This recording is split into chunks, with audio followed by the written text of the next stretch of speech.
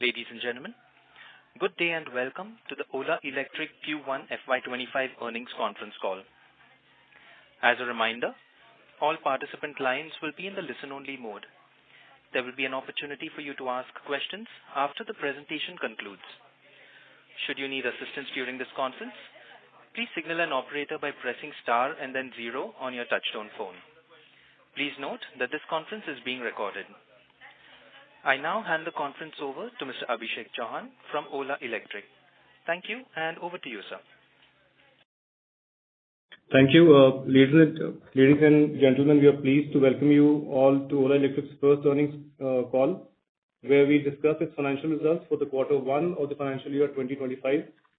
From Ola's management, today we have Mr. Bhavish Aggarwal, the founder, chairman, and managing director, along with Mr. Harish Abichandani, the chief financial officer.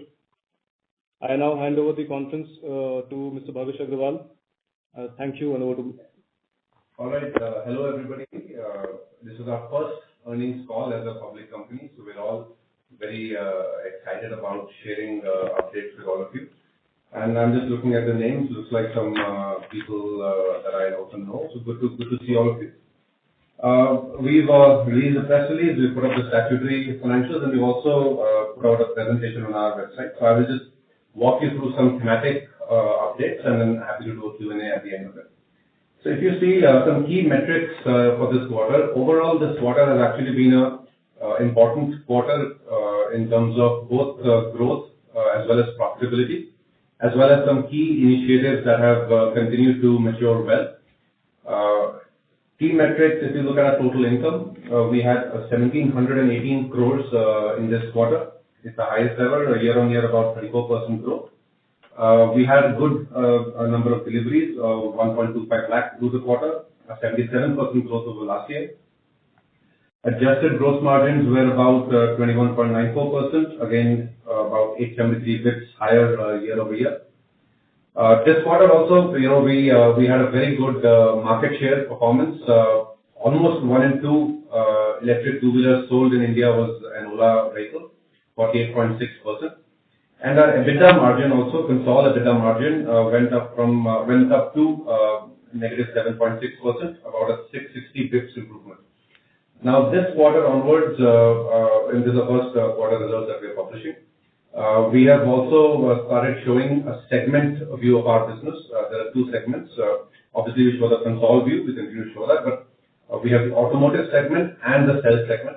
And we in our discussions with many of you analysts through the process, we realized that people wanted to understand the 2 types of businesses separately. So we decided to share more information with all of you so that you can see the health of each individual business. And I'm actually very happy to share with you the numbers on the automotive segment. If you see the financials, we have made significant EBITDA improvements there, segment EBITDA. Our segment EBITDA is now negative 2%, which is just on the cusp of a positive point. And this has improved, I think, quarter on quarter about 7 percentage points. Some key operating highlights. Firstly, on growth, like I mentioned, we have a strong market share in this quarter, 49%. Market share numbers will move up and down through the next few quarters as the industry evolves. But another good sign is our overall volumes continue to grow, our highest ever volumes. And a very important point that I want to share with all of you is while the volumes have grown, we have also grown both the category of products, the premium products and the mass market products. Mass market is roughly what you would think of as sub 1 lakh rupee products. And in our data, we have the data numbers of premium deliveries as well as mass market deliveries. So you'll see the split of that. And you'll see that while our mass market scooters have grown, our premium was also continued to remain steady and actually slightly inch forward. So that's a sign of a deepening penetration in the market. Our mass market products are reaching out to parts of the country, up-country markets, etc., where probably the premium products were slightly costlier for the consumers. It also, like I said, shows a growing industry penetration. If you look at July, which is the latest month, right after this quarter, the numbers are published through the Vahan portal. The e-two-wheeler industry penetration grew to about 7.4% in July. This is across all categories of two-wheelers. And within scooters, the penetration has gone up to 21% in July. So almost higher than 1.5 scooters sold in the country now is electric. And actually there are 9 key states which include big states like Maharashtra, Karnataka and UP, where the scooter electric penetration is now upwards of 30%, which is a very important milestone. 1 in 3 vehicles almost is a electric scooter there. And like I mentioned, with our mass market portfolio, we are seeing an early uptick in upcountry tier 3, tier 4 markets also. On the theme of growth, one important point I want to highlight to everybody on this call is that we are launching our motorcycle portfolio tomorrow. Tomorrow is our annual product launch event, 15th August, India's Independence Day. But I would like to share some highlights with all of you today, and remaining will have to see the event tomorrow. But we are launching a portfolio of motorbikes across premium and mass market categories, and these will be available for delivery soon enough within this financial year. So remaining details you will see tomorrow. But this week we believe the next big frontier for EV penetration and EV growth in India is going to be the motorbikes. As many of you would know, motorbikes account for about 2/3 of the Indian two-wheeler market. So it's a very important step that this company is undertaking, and we have a bunch of announcements in more detail lined up for this tomorrow. Now moving on from the theme of growth into profitability, there are 2 highlights here I would like to give you. The adjusted gross margins of the company have improved both quarter-on-quarter and year-on-year. And this is, by the way, despite a reduction in FAME subsidy in this quarter since actually through the last year.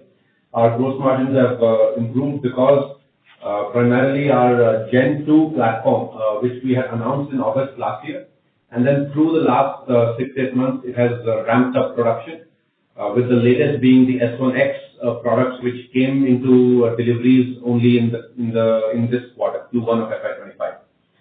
So with the Gen 2, we've been able to reduce our BOM cost, and as a result, you see the improvements in adjusted gross margins.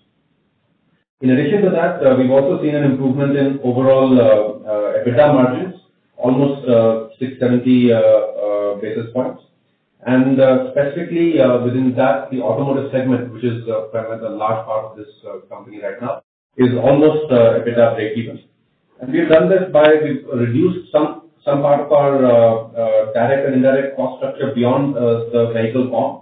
And we've also used some technology around AI and digitization to reduce our distribution costs.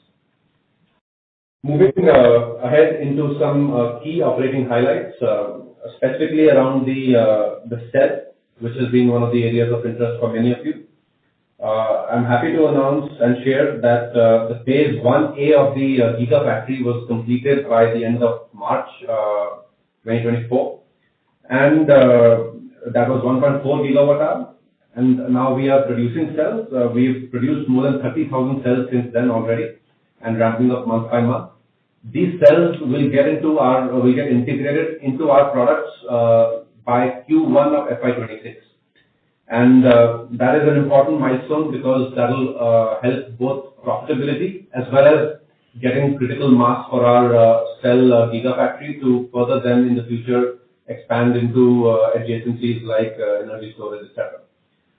Another important milestone that we crossed in this quarter for our cell segment was that we received the BIS certification in May. Now, BIS certification is an important milestone in getting the cell production ready and certifying all the key specifications of the cell.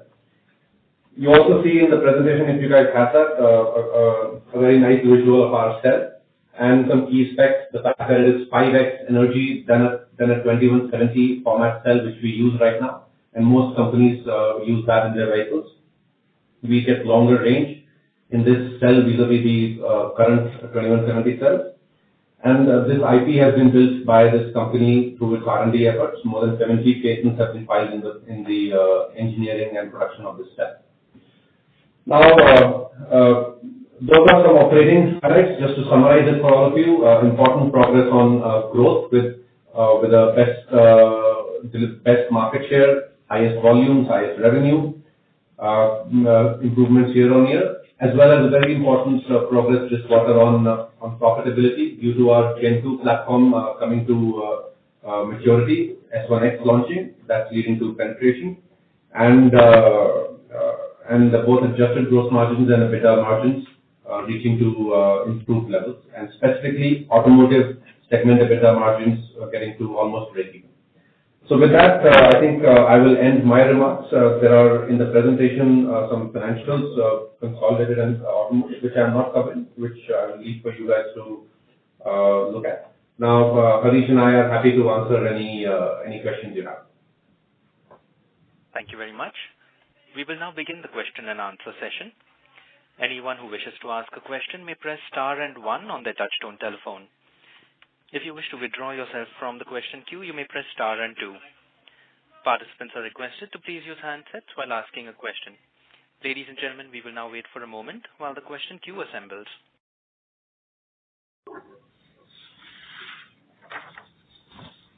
The first question is from the line of Chandramouli Muthiah from Goldman Sachs. Please go ahead.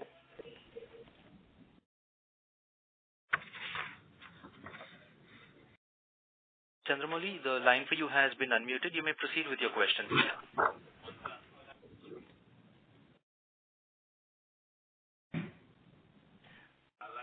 As there's no response from the current participant, we will move to the next question, which will be from the line of Gunjan from Bank of America. Please go ahead. Yeah, hi. Thanks, team, for taking my questions, and congratulations on the listing. I also you should mention that it's good to have the segmental reporting. This is something that was very much on top of our mind, because otherwise we can't assess the difference between the auto and the battery business profitability. So it's nice to have that, and I hope that continues through. Now, two questions. Firstly, on the margin side, could you also help us understand how does the gross margin profile stand when the subsidies, X of subsidies, both PLI as well as EMPS? Sure, Gunjan. Good to have you here, Gunjan, and we will definitely, our goal with providing these segmented financials is so that all of you can understand the business in more granularity. And as you can see, the automotive business is actually obviously in a decent shape. Now, if on the margin, if you think of the two subsidies, one is FAME and one is auto PLI. We don't yet approve anything from the cell PLI, which is the other PLI we are part of. The FAME subsidy is about 10,000 rupees a vehicle, maybe 1,000 rupees here and there for this quarter, given that this quarter was the changeover from FAME to EMPS, and there was some old backlog, maybe 11,000 or so. That's where it would be. So that would be about 8 to 10 points of margin there, right? And then PLI, we are recognizing right now for our S1 Pro and Air, not S1X. So what we recognize there, whichever product gets it, I think Harish mentioned is about 13% of it. So you would assume maybe on 50-55% of revenue you'll get 13%. Okay. So fair to assume that, roughly around 14%, so 8%, maybe 8 to 10% on the EMPS, and another 6-7% on the PLI would have accrued in this quarter. Yes. Okay. Yeah, I think actually those are reasons. Okay, got it. And from here on, if I just think about the margin trajectory, what are the other cost levers, from the next 12 to 18 months perspective, what can really kick in terms of either cost savings or particularly at a time you will also have the bikes kicking in, right? So how do we think about the roadmap of the margins with new product kicking in, and anything that you can share in terms of cost improvements yet to kick in? Sure. On the bike specifically, Gunjan, the bike is built on the same platform as the scooter, which is the Gen 2 platform. So all the key aggregates like electronics and motor and the cell manufacturing processes, etc., all are same.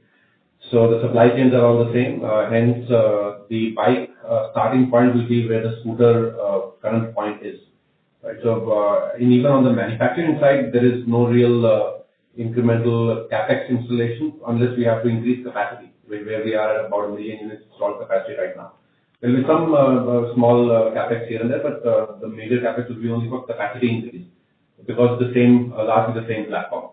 So the bike will start from a similar cost structure on the BOM cost. The pricing we will see tomorrow, so that is the other part of the gross margin equation. On the roadmap of gross margin improvements, there are 2 or 3 important themes here which I want to highlight. Firstly, the big mover on gross margin will be our the cell, which will be, like I said, Q1 of FY26, which is about, let's say, 9 months away, 8-9 months away. That's when a big change in the gross margins will happen, because that's the next big piece of our vertical integration strategy. Till then, there are a few other incremental things on BOM costs which are reducing through a mix of negotiations with suppliers, different supplier mix, co-location of suppliers into our EV park, which reduces the cost of supply to us, etc., etc. So through a lot of these activities, the cost keeps coming down incrementally from here to there. And then at that point, there's a big change which happens with our own set. Okay, got it. Just last question on the battery side. 1,300 is total money that you've invested. How should sorry, I'm not sure if my voice is echoing, but maybe I'll just repeat the question. On the battery investment, if you can just call out, how do we see the investment panning out? 1,300 done, how much more, and how phased will it be? Some thoughts around that. Yeah, hi, Gunjan, Harish here. On the cell side, you will see the segment assets in the regulatory reporting, so that's all covered there. Now, going ahead, which is the phase 1B, is under implementation, which will take us from 1.4 to 5 gigawatt of cumulative capacity. In that context, the amount that will get invested, already invested part of it from the term loan on that phase will get complete. So around another, we have invested almost 400 to 500 crores in that phase. So remaining money will get invested. And post that, for phase 2A, what we have raised in the IPO, which will take it from 5 to 6.4, so that the 1,200 odd crores which you have raised in the IPO will be invested in that. And that will obviously be leveraged for further project finance to take it to 10 and beyond. Okay, got it. I'll join back the queue. Thank you so much. Thank you. The next question is from the line of Rishi Vora from Kotak Securities. Please go ahead. Hi team. Thank you for taking my question and congratulations on the IPO. Just first thing I wanted to understand, I don't know whether you shared it, I joined it a little late, but what would be the mix between premium and mass motorcycle, mass scooters during the current quarter as well as the last quarter, just directionally how it has moved?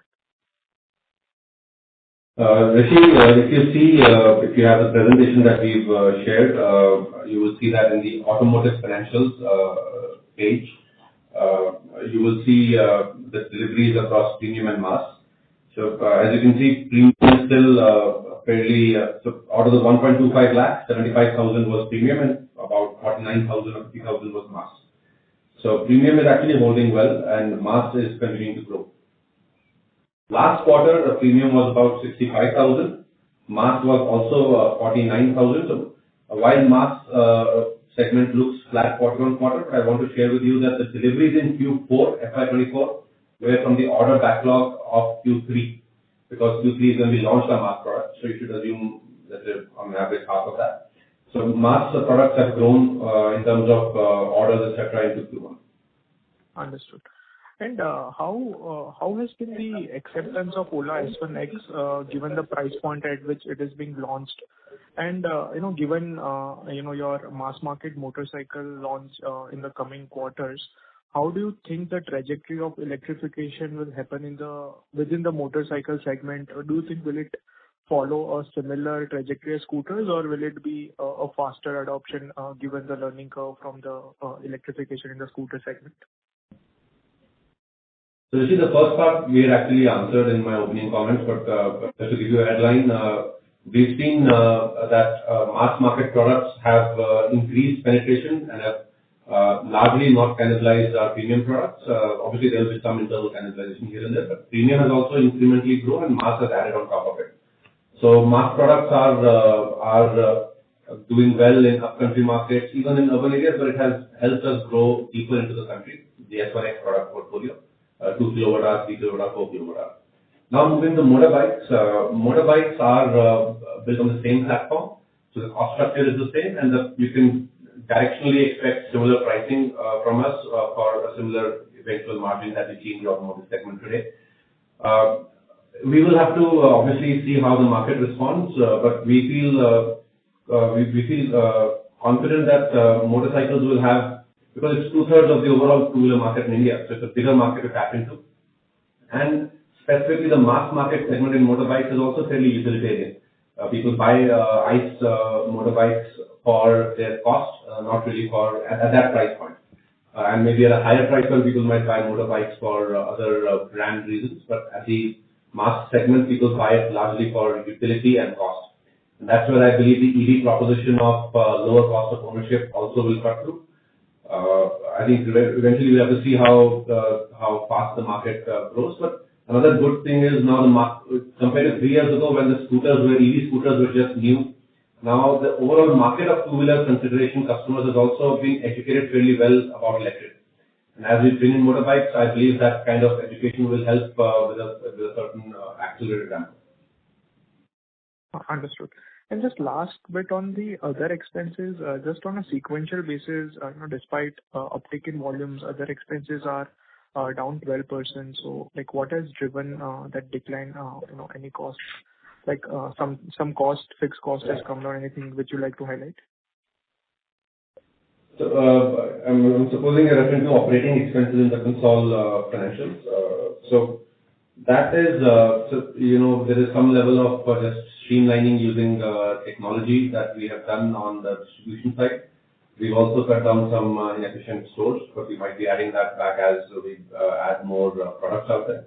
But largely, it's a continuation of this streamlining of operations using technology. That's the one main theme I would leave you with on operating expenses. Understood. Thank you so much, and all the best. Thank you. The next question is from the line of Chandramouli Muthiah from Goldman Sachs. Please go ahead. Hi, team. Can you hear me better this time? Sir, you Hi, are. Chandra, yes. Hi. Good evening, and thank you for taking my questions, and congratulations on the IPO. My first question is just around your longer-term vision on where you see electric two-wheeler penetration in India over the next few years. And also related to that, what you think the industry... Sure. Shall I answer that, Chandra? Sure. Please go ahead. Yeah. So, Chandra, I think that's an important question. Many people on this call might not have heard us in our roadshows, etc. So, actually, if you look at ICE versus EV, there are multiple opinions, and since it's a new domain for India, largely 3-year-old only, there's a very important, almost like a law of physics level of a fact, that ICE vehicles keep getting costly because of emissions compliance, and ICE fuel, which is petroleum or gasoline derivatives, also keep getting expensive due to macro factors. Whereas EVs will keep getting cheaper cost because of battery prices continuing to reduce through technology and supply chain innovations and scale. And electricity also, actually, our Prime Minister, Honorable Prime Minister, has a vision of making electricity free with his solar rooftop. So, while that's one scheme, generally electricity will be fairly available and affordable as we go ahead, right? So EVs are only going to get cheaper to buy and cheaper to use. Vis-a-vis ICE vehicles, they're only going to get costlier to buy and costlier to use. So this story only ends one way. Question is when and who will be the protagonist in this journey, and we hope we are well positioned to be that. But specifically within India, these are more just technological macro themes. So within India, the story for electrification, the main focus area is the two-wheeler ecosystem. Like that's where we started our journey from 3 years ago, and scooters is where we have a good portfolio now, and motorbikes is where we are putting our next sight on, and we will see very good announcements tomorrow on that.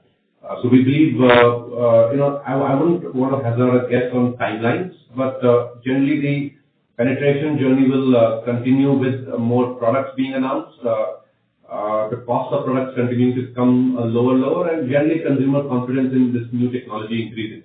And we are seeing that already anecdotally. There are people who are buying their second, third electric scooter with Ola. There are people who are, a lot of our, a reasonable amount of our sales come through customer referrals. So that word of mouth is strong. And as you guys know, we generally don't do much advertising. So a lot of our sales is actually just word of mouth and organic. Got it. That's helpful. And just as a follow-up related to that, you have been a very fast growth company over the past 3 years. And as you project out where you think electric two-wheeler sales penetration can be, what are the sort of volume growth targets that you set for yourself? What are the sort of volume growth run rates you think the industry can do during the next 4 to 5 years when the industry has the tailwind of PLI subsidies? If you look at penetration right now, scooters is about 20% in the previous month. I believe that is now going to sustain and grow from here. As other competitors have also launched their sub 1 lakh rupee products, whether they make money or not on that is for them to figure. But as they launch, as we launch our products, as we also tomorrow you'll see more products from us. With more products available for consumers, the consideration for EVs is only going up. And penetration overall 7.5%, scooters 20%. Maybe in 3-4 years this can be, in 25, 30, 35%. Again, I don't know. The market will play out, but that's the general direction. And the reason I feel confident of that is because two-wheelers in India are a mass Aam Aadmi product, and the lower cost of ownership is a very important proposition. And as consumers become comfortable with it, more and more people are adopting it. Now, our share in that, the market share is an outcome of multiple factors. Our focus is on obviously leading this journey as we have over the last 3 years. We want to focus on getting good products out in the market, being the leaders in getting good products out in the market, a vertically integrated manufacturing strategy so that we are able to make margins and price them well for consumers in an broadly accessible way. Competition might be, they might play pricing, they might want to play their margins. That's up to them. But we believe we have a very strong competitive advantage coming into this because of our tech, our vertically integrated manufacturing, and our existing strong leadership. Got it. That's helpful. And lastly, just a question on other income for Harish. Just trying to understand, as part of the other income, if you could give us sort of a split between what is sort of PLI incentives in the other income you reported this quarter and what is sort of investment yields? So if you look at the segment results, you find the other income. Actually, PLI is the account as part of the total revenue itself. So PLI is not part of other income. PLI is reported and accounted under the total income. Other income has got a set of ancillary income, service income, etc. But PLI as an accounting policy and acceptable policy for that is part of the total income itself, revenue itself. Got it. So just as a follow-up, so within other income, is it largely investment yields or is there any other sort of operational items in there? So other income would include all the ancillary income, service income, handling, etc. This will all be part of the various other components of the income. The treasury income, of course, will also be there, but that's obvious from the numbers you can figure out. But it's largely the ancillary related product related income in that. Got it. That's clear. Thank you very much and all the best. Thank you. The next question is from the line of Kapil Singh from Nomura. Please go ahead. Hi, good evening. Thank you for taking my question. Wanted to check on the gross margin improvement that we have seen. Could you elaborate a little bit more that what has caused this and are there more actions underway which could keep driving this, let's say between 4Q and 1Q? And is there any contribution differential between the subsidies that you got in 4Q and 1Q? If you could just call out that also, that what was this subsidy element in 4Q? So let me answer the first part, Kapil. See, on gross margin, The main contribution between the last quarter, this quarter, which has been going on for the last 2-3 quarters, is the Gen 2 platform rollout. We started with the premium products late last calendar year, and then this calendar year, especially in this quarter, Q1 quarter, we have started rolling out the mass products, S1X Plus and S1X. So Gen 2, as you know, is a lower cost to manufacture platform, and that has helped us improve gross margins. There are some activities also which are supplier negotiations, better supplier management, as well as some contribution to because of the lithium prices being more stable. Now, looking ahead also, generally margins will be, like I said in my opening remarks, from here till about a year, we can assume incrementally improving. Some of that we might pass on as pricing tactically. That's a tactical call we take on a real-time basis or regional basis. But largely, the gross margins are a function of supply chain and the engineering from Gen 2 activities. Harish, you want to answer the second part of the question? So on the, so you can repeat the question, Kapil? So I just wanted to check, we called out that there was about, 8% PLI and 6% FAME, if I got that right, in 1Q. What were the comparable numbers in 4Q? So if you look at the 4Q numbers, the PLI we had on 2 products. So our S1 Air got certified for PLI in December. I think 30 is broadly similar, right? Yeah, 1-2% there. Because FAME was higher. Yeah, FAME would have been slightly higher. Yeah. And actually, net, the incentive of 13-14% combined would have come down in Q1 over Q4. Yes. Yeah. Got it. So, Q1 incentive you are saying is lower than Q4? Because FAME reduced in Q1 over Q4, right? Understood. And just lastly, if you could also comment on, we are talking about the new cells which will start contributing from Q1 FY26.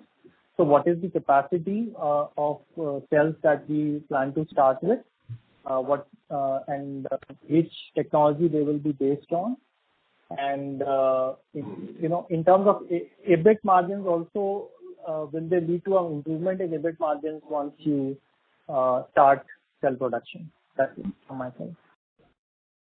Sure. See, the cell production is starting Q1 FY26. The installed capacity right now is 1.4 gigawatt-hour. That is roughly equivalent, if you assume a 3 kilowatt-hour average in the vehicle, that's about 500,000 vehicles. So that's roughly our current volume today, give or take a little.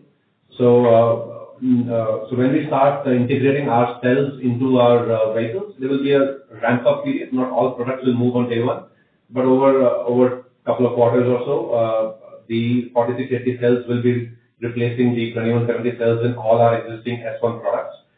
New products which start after the cell production will actually on day one start with the 4680 cell itself. In terms of cell chemistry, our cells, the 4680 is actually a platform which can support multiple chemistries. The first chemistry will be an NMC chemistry because that's what our scooters are based on. Eventually, in about, let's say, couple of years or so from now, we will come up in the same platform with an LFP and an LMFP chemistry also. And maybe sometime in the future, we'll publish a cell chemistry roadmap from our side. Today, we don't have it published. So we will be, this platform can actually support, and that means our whole manufacturing investments can support both types of chemistry, NMC and LFP, and their individual family derivatives like LMFP or LFP. And on the EBIT margins also, if you can comment, will they also see an improvement as we start with our cells? So let me just give you the headline on the cell. So on the financials of the cell, see, the cell costs are about 1/3 of the vehicle costs right now for us, roughly, rule of thumb. Now, as we look ahead into our own production, as we start producing it, we will be saving some of the margin that a global supplier like an LG or whatever global supplier would be making on that cell, as well as there's a cell import duty also, we will be saving that. So it will flow down into gross margins, and at a certain scale, it will flow down into EBIT margins also. That scale will be 0.4, but maybe slightly higher than that. Thank you, and best wishes. Thank you. The next question is from the line of Jinesh Gandhi from Ambit Capital. Please go ahead. Yeah, hi. Congratulations on great listing. One is on when we talk about premium products, we are just talking about their models, or it also includes some of the X. Sir, sorry to interrupt, but the line is not clear. We're getting an echo from the management line. Yeah, management line is not clear. You're right. Sir, I think you can proceed, sir, with your question. Okay. So, no, so I think we just separate the mic and all of that from our side. So the echo doesn't matter. So where is the mic? Just go as far as you can. No, so I understood the question. I think the question is, what do we classify into premium and what product do we classify into mass? Right. So premium is Air and Pro, and mass is X, or all the variants of X and X plus. Got it. And when we are referring to PLI incentive in one case, it would be only on Pro and Air, right? Not on the X series yet. Yes. Yeah. And we've applied for the X series also for PLI incentives, and I think we're almost maybe this week or next week we will get it. All the certification and all is pretty much done. Yeah. Got it. And we have talked about motorcycle launches, which we'll be talking about tomorrow. But how do we see our scooter portfolio? Are there any white spaces which are still there, which we are not yet catering? How do you think from that perspective? Yes. So, if you look at the scooter market, that's a good question. We have a portfolio in terms of price points from almost 75,000-80,000 to almost 1.4 lakhs, right? So we have a broad scooter offering. In terms of style, we have largely one style. There are some style white spaces like sports or bigger format scooters, touring scooters, etc. We have that in our mind, but nothing in the short term that we plan to launch. Our focus right now is motorbikes. But maybe in due course, we will make some announcements in that direction. Got it. And lastly, can you talk about your net debt as of June and maybe currently post listing, post IPO proceeds? So as on June, our total approximate gross debt would be around 2,800, and the gross cash in hand would be around $1,300. So that is June, pre-IPO. This is all pre-IPO. This is June 30th data. Yeah, sorry, June you said 37 to 2,800, 3,700. 2,700 to 2,800 debt. Okay, got it. Okay, great. That's all from my side. Thanks and all the best. Thank you. The next question is from the line of Amin Pirani from JP Morgan. Please go ahead. Hi, thanks for the opportunity and congratulations on the listing. I had a question on, the buyer of EVs, because you sold so many EVs. I don't know if you track this, but broadly, do you know as to, most of your buyers, are they first-time two-wheeler buyers or are they upgrading from a certain kind of product? Some insights there would be quite helpful. Is that Amin? Yes. Yeah. See, the buyer has obviously evolved from 3 years ago to now. 3 years ago, when the industry was new and we had just launched our first product, the S1 Pro Gen 1, the buyer was largely the early adopter, the slightly younger, urban, affluent buyer. Now, actually, because EV penetration in scooters is 20-odd%, our market share is fairly significant. We sell across the country. We have 700-800 stores across the country. So the buyer profile is now fairly diverse. The premium products like Pro, especially the Pro, which is a absolutely high-powered vehicle, higher than many 125cc motorbikes also in terms of power and torque. That buyer is a slightly more involved buyer who maybe an affluent student, college student, or maybe a first jobber, a little more urban focus on that product. As we have brought in S1X with the 4 kilowatt hour especially, we've seen a lot of delivery riders, etc., in urban centers start to buy it.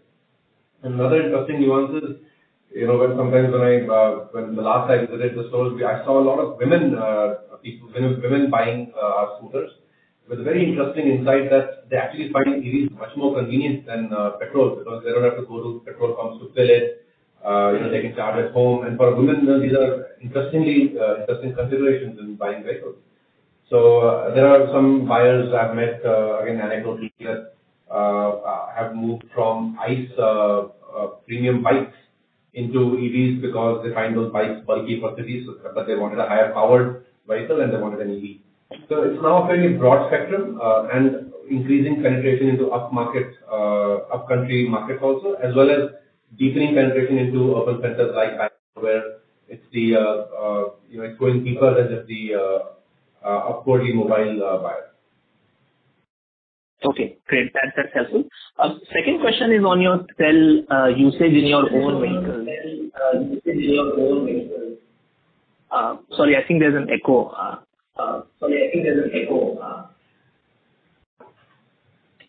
Sorry about that, guys. We will control. Can I go ahead? Yes, please. Yeah. So you mentioned that from 1Q next year, we are going to have our own cells in our vehicles. Now, initially when you ramp up, should we be prepared for maybe a negative hit on gross margin and then an improvement? And because you are mentioning that as one of the areas which will lead you to a higher gross margin, maybe over a period of time. But in the initial quarter, should we be prepared for a negative hit when that happens?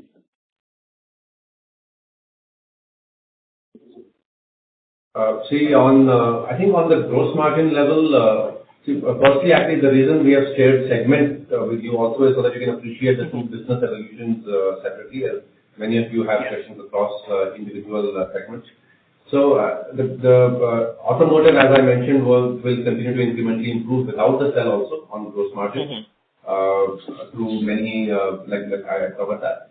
On the cell, at a gross margin level, I don't foresee a link to scale as much. With scale, we will improve gross margins, but the negotiated supplier BOM costs that we've gotten for our cell are fairly competitive, I would say, compared to the procurement of the full cell. There will be a different curve on the EBITDA, consolidated EBITDA margins, because the cell will take some kind of fixed costs and a minimum volume before the EBITDA margins start turning consolidated level better. But it will also be set off by the improvement in EBITDA margins on the automotive side through this period. So we are today not giving very clear timelines on when the consolidated EBITDA or profitability breakeven happens, but actually gross margins should see continued improvement with the cell also. EBITDA margins, there might be a twin action. Automotive continues to improve. Cell might have EBITDA margins reaching to breakeven at a slightly higher volume than 1.4 kilowatt. Understood. And if I can just ask one last question. If I look at the segmental breakup, on the EBITDA level, there is a, reasonably large unallocated part out of the overall EBITDA loss. So maybe Harish can help us understand what that unallocated is. So let me actually take that, and Harish, you can add if I miss anything. So if you look at the unallocated, I think for Q1 it is 70 odd crores, 75 crores. Yeah. So of the overall revenue, it's about 4 odd %. So it's in, roughly when we analyze other companies who report segmental and their unallocated expenses to revenue, it's roughly the median range of cost to revenue. Now, obviously, we have an EBITDA loss, so as a ratio of loss, high. But largely these are, if it's for 25 crores a month, these are largely corporate costs, corporate teams, finance team, etc., for the corporate office costs. Okay. Understood. Thank you and all the best. Thank you. The next question is from the line of Amit Hiranandani from Smiths Limited. Please go ahead. Thanks, team, for the opportunity, and congratulations for showing good improvement in the operational performance. Sir, from here on, your first priority and focus will be to improve margins or to keep gaining market share. Also, sir, do you see more price cuts or price reduction post using your own manufactured cells? Amit, firstly, thank you for recognizing the improvement in margins. So you were the first one on the call, so we appreciate that. The team has worked hard to, and then, the whole team, not just Harish and I present here, but the whole team has been, along with on parallel the IPO, we've been hard at work to make sure we continue to grow as well as improve the bottom line.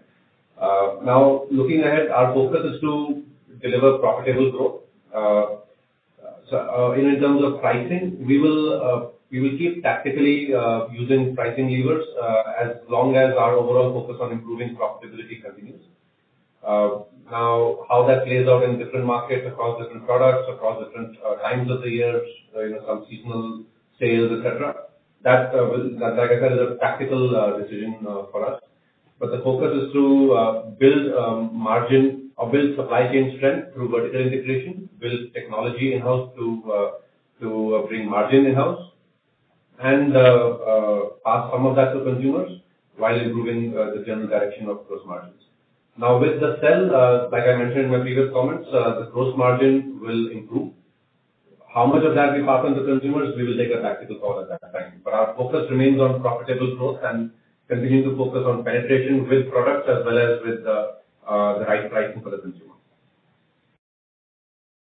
Sure. This is very helpful. Sir, my second question is basically how much gross margin improvement one can expect once we use all our manufactured cells. And continuing with that, sir, on the cell manufacturing plant, how will be the arrangement between both the companies? At what margin sales will happen to Ola's two-wheeler? See, the sale between the companies will be an arm's length transaction, although both are subsidiaries of the parent company itself. So at a control level, obviously, you'll see the overall benefit. But it will be at an arm's length. Whatever price you will be able to procure this cell externally from a vendor, you'll be able to, we will price it like that. What was the first part of your question, Amit? So how much gross margin improvement one can expect once we see all our manufactured cells? See, on the gross margin improvement from our cell, if I just give you, I won't be sharing the specific maths today, but if I give you a way to think about it, the cell is, let's say, 30-35% of the overall vehicle cost.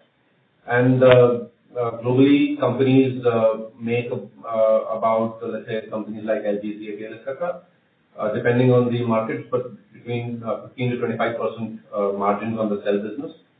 And this is on a global pricing. In India, the average pricing of these companies is slightly higher than the global averages, given the smaller scale of the Indian market. Now, you can assume, because we are manufacturing for now only for ourselves, we don't have a large corporate team in the cell business. So the margins that an external vendor makes, we will actually be able to save that at a gross margin level soon enough. And there's a 5% duty also that India charges, so that also will be saved.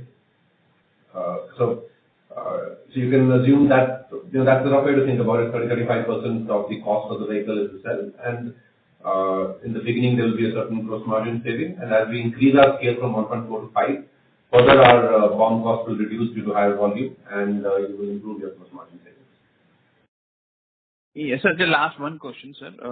Basically, we wanted to understand more on the, your export strategy, the target market, and what is your, strategy for the growth over there. And secondly, lastly, bookkeeping is on the capex outlook, if you can give for the next 3 years. That's it. Thank you, sir. On the export markets, India is actually a very strong exporter of two-wheelers to the world. And the ICE industry, and kudos to them, they've actually built a very strong global profile for Indian two-wheelers. In EVs, I actually believe India has an opportunity to become the largest e-two-wheeler producer in the world and the largest exporter of these across broadly the global south markets, be it ASEAN or Africa or Latin America or even parts of Europe. Our focus will be these markets. We're not entering any of these markets in the absolute near term, but it is on our medium to longer term program. And the capex outlook, sir? On the capex outlook, primarily both the projects, both on the auto side and the cell side. Auto will consider the capacity expansion and augmentation at the right time and raise the thresholds of our existing capacity. So that will be one one CapEx will occur. And the other is on the cell side. I think we discussed on the call that we are currently in the roadmap of going up to 5 and then 5 to 6.4 and then 6.4 to 10 and beyond. These are the broadly large areas where there will be CapEx, other than some sustained CapEx on existing processes, etc. These are the two areas where there will be investments in the next 2 to 3 years. Okay, sir. All the best, sir. Thank you. Thank you. The next question comes from the line of Pramod Amte from InCred Capital. Please go ahead. Yeah, thanks for the opportunity. So the first question is with regard to the new cell which you plan to manufacture. It's interesting to see the high energy density which you're planning to pump in. But wanted to understand your thought, is it to reduce the range anxiety of the customer, or how are you looking at positioning this cell in your product line? Pramod, the cell is the heart of the EV. Just like in the ICE vehicle, the engine was the heart of the vehicle, right? And the cell is a constantly evolving technology, and that's why in the last 4 years we have invested a lot of time and energy, and my own personal bandwidth has gone into creating this cell technology in-house, and which you see in the 4680 cell that we've now made. The benefit of building this technology in-house is, many features or performance metrics of the vehicle are controlled by the cell. For example, the range that a certain cell capacity can offer, the amount of weight that your battery pack has, lower the better. That means the energy density of the cell matters. The charging time depends on the cell technology, not the charger. It depends on what kind of cell technology it is. And then the cost also, there's a lot of innovation in the chemistry that you can do to bring down cost of the cell. All of these we have, and also to make it more relevant from a thermodynamic perspective for the Indian market, the Indian environmental conditions. All of this we have done. So that's been our focus, and as we bring these into our product, it will definitely improve the product experience for consumers in terms of a lower weight, a product and higher range, slightly faster charging time, etc., etc. And with every subsequent generation of the cell in the next few years, each of these metrics will keep inching upwards. Sure. And the second question is with regard to broadly, what's your thought process or expectation from the FAME policy? Since you have been a beneficiary of the same, and with that you have now been able to put up a very strong foothold for the company. I'm asking you in the context that post the FAME subsidy is off in June, you have improved performance, and if I further dice it between premium and the mass, my sense is premium is already making a bit of break-even or profits. So how do you look at FAME incentive? Should it continue? What are the benefits you would still look at going forward? Actually, that's a good point, Pramod. Again, kudos to you. You're the first person to highlight that. The premium products are obviously better compared to the mass products, fairly profitable. I will say profitable, I will correct my words. It is much better in terms of financial performance, and premium, the cost across the two products obviously is different. Battery sizes are different, electronics are different, but premium, we are able to price higher also and monetize them better. Profitable or not profitable, I don't want to comment on that today. I think that will be a little too much information for today. On the same point, the government has been fairly clear directionally that they will taper down the same subsidy over time. And already in 1.5 years or so, it has gone from 60,000 rupees a vehicle to 10,000 rupees a vehicle. So FAME is actually not that material in the larger scheme of things of the industry. I think the support is needed by the industry for another year or two, because 10,000 is still useful, about 7, 8, 10% of the overall vehicle value, still useful in terms of meeting the cap on profitability. But the industry is continuing to innovate, so we are continuing to innovate.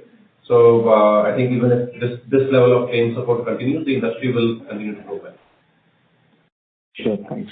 And the last question, if I can ask, looking at the two-wheeler industry profitability, which ranges from early part of double digit to some are in a higher double digit, and considering at one end you want to be profitable, and the other end you are on a mission to drive EV penetration in the two-wheeler space, where is your ambition or a balanced profitability margin? How do you look at it? Or should we look at it more on ROC basis?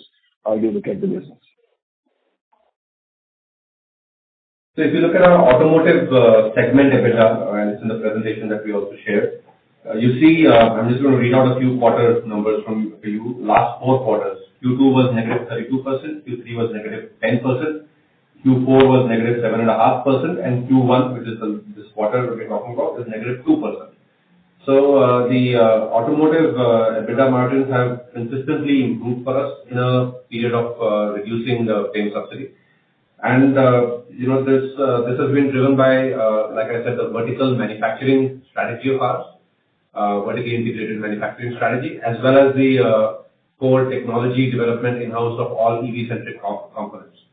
Now, these two themes will continue over the next couple of years. Long term, I believe EVs will be a very similar profitability number as ICE vehicles.